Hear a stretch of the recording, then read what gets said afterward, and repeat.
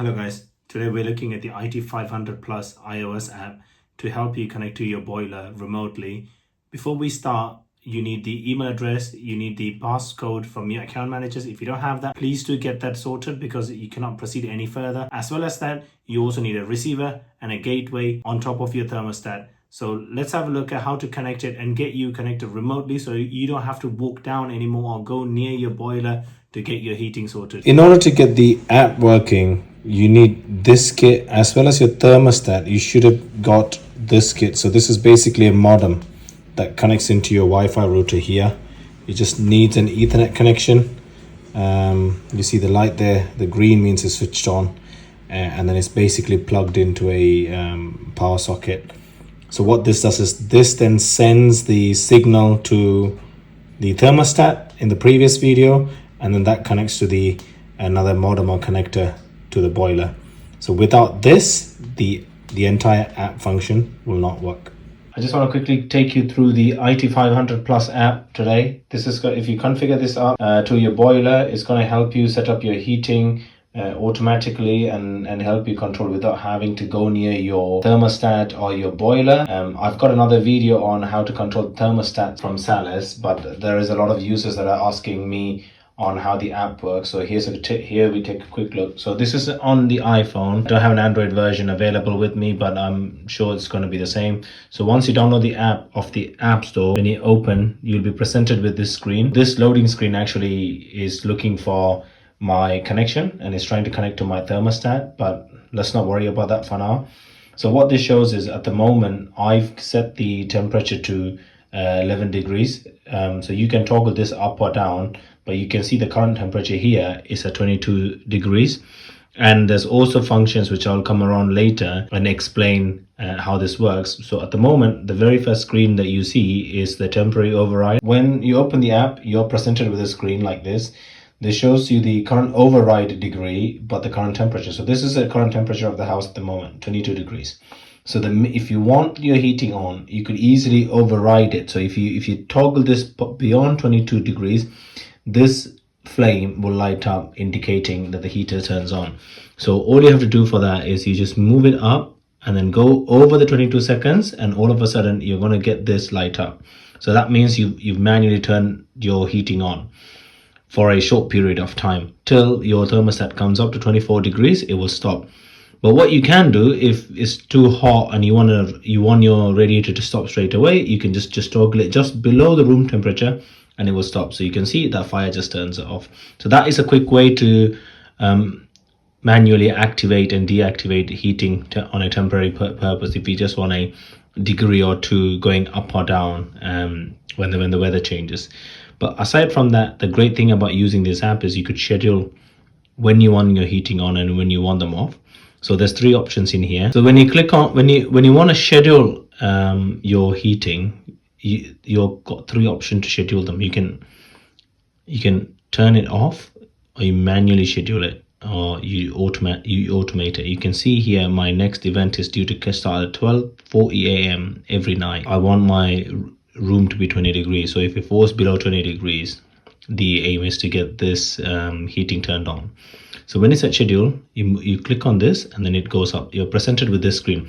So at the moment here, you've got the all 5 to 2. So 5 to 2 is weekdays and weekends, and then individual. At the moment, I've got all of my temperatures set. Every single day, I've got it set to the same temperature. But what you can do is you can change it. So for example, on Monday to Sunday, I want it done 12:40. I can change this to 12 and then change it to 12:20 and then toggle this up. So I want 12:20 like that. I mean, it will be good to sort of see what the weather changes are in your area and change it accordingly. And then what I tend to do is once I move it, I also create another one fairly quickly, and then just leave it at a temperature that is less than the previous one, so it deactivates itself. Otherwise, sometimes what you can see is there might not be any signal and your heating would continue to run 25 degrees. Then the next one, you can just turn it on at 4, and then obviously put it above what the room temperature might be. I tend to put my heating on around like 7 a.m. So this is my summer setting, so I don't want it to go up a summer. So the best way to do it is to leave it at a cool temperature so it doesn't turn on. So before I get off the bed, I want it at 26 degrees. And then when my child has gone to school, I want it to come down, back down to 14, and it would come down. At the moment, the app is struggling with setting this up. There we go. This is what we'll do. Or if you want to change it, you can change it to 5 days. So you see, you've got the copy option here. So you got the weekday copied, and then move it, and then you paste it to the weekends. The weekends and weekday are the same. But if you want to just control your weekday, if you click on this bar, this side, this will highlight the weekday. You see it's gone in white, and then you can change it. You can change it to however you want. And then, but if you come to your weekend, you can toggle it on. So there's different. So assume you're going to work on weekdays. You don't want any of the heating on. You could just go and turn them all off, and then on your weekend you have done. Otherwise, do you want to do it individually? You can do Tuesday you want a certain temperature, Friday you want a certain temperature, and Sunday you want everything off. You could do all of that. You could configure it every single day. But I tend to have the same pattern of lifestyle, so I just keep everything the same. The next thing I wanted to show you is manual. So all manual does is exactly what it says on the tin. It doesn't work. The app's going through some issues at the moment. I think I haven't got any connections on my in the room that I'm in, so it's failing to validate some of the changes. But if you do manual, you're gonna see the same options, but you just manually just change the temperature. But I don't think you won't get a day view like that. If you just do manual, you just trigger it in terms of how much you want, and then you turn it off. You obviously got the off, means if the heating is too much, instead of messing around with these two options, you could just go and say off. The other things you can do in here is you can come to the options, and you can see if this is a green lit here, that means your thermostat is connected online. If this isn't green, then you know it's off. So it's either doesn't light up, or sometimes it's red, so depending on what error message it is. But as long as it's green, it's connected. Then you've got the manage device options. Then that just shows you how many devices you've got connected. At the moment, I've got only one device, and I put a rose in there just to indicate the name. You can obviously change the name to whatever you want.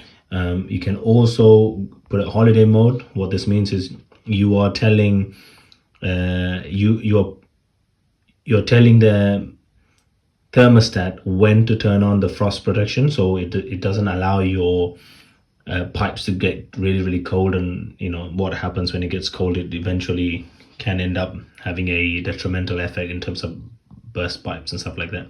So you can prevent that. You can just put it on, and then you can manually do the frost protection if you want to pinpoint it whenever you want to do it on a one-off basis.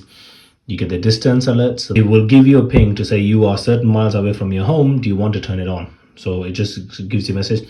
But I don't like this, mainly because when I have this turned on, I've noticed that you see that location is continuing to be tracked by the device, and which I think is really crazy why it needs to be tracking my location on a 24-hour basis.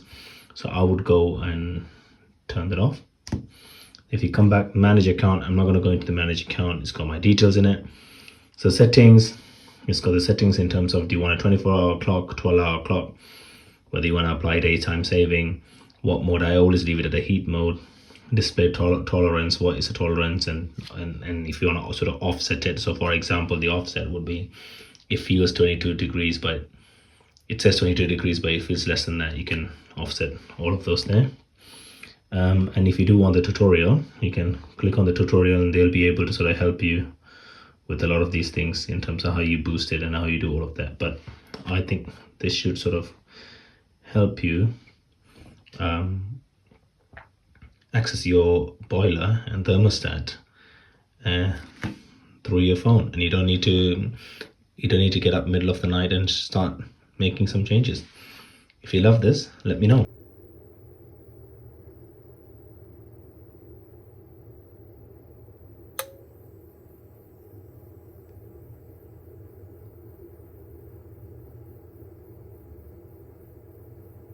Before you start off, make sure this is an auto. You have to also make sure that this little modem in here says auto.